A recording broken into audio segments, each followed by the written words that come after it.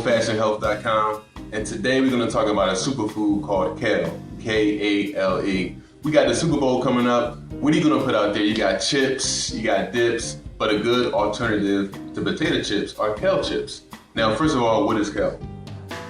Kale is going to be a green, leafy substance full of nutrition. That's why it's called a superfood. It has vitamin K, A, C, iron, calcium. It has everything you can need in there. And whether you saute it, eat it raw, or bake it, the nutritional value is still going to be there. So that don't worry about that at all.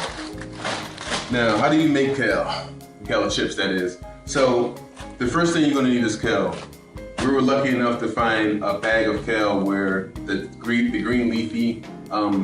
leaves were separated from the stem. Now, normally if you go into the market, you're going to see kale in the stem wrapped in a rubber band. The thing you're going to need is parchment paper. You can normally find this in the aisle where you get your foil from at your market. So parchment paper is the next thing you're going to need. And the last things you're going to need is sea salt and a little bit of olive oil. Now, naturally, kale is low in sodium. So if you add a little bit of sea salt, you're going to add a little bit of sodium. It's still going to be good. It's still going to have a good nutritional value. But if you want to try something different, you can use cayenne pepper as well and change that out for the sea salt. So the first thing you want to do, obviously, is you want to preheat your oven to 350 degrees. Preheat that oven first. So while you're preheating your oven, you're going to get ready and set it up. Here's the kale. And that's it. So now after that, you're going to lay it on the parchment paper. Again, when I had first came into kale, I used to eat kale raw. Then I went to a cooking class and I learned how to actually saute kale, and it's actually very good. And then I also learned how to make kale chips. So this is what we're gonna go with for the batch that we're gonna do. All right. And again, the only part you can really mess up on kale chips is when you're cooking. When you see that they're brown on the edges in the oven, that's when they're done. The time between where it becomes brown to where it becomes burnt or black is very small. So it takes 10 to 15 minutes to cook kale chips, but about the 9-minute mark, I'll normally come over to the oven and watch it because it can burn very quickly if you're not watching it. So just be careful about that.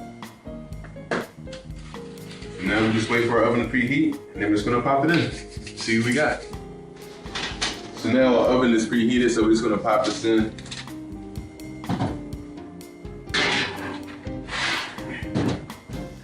See, we can put a timer on here. And I'm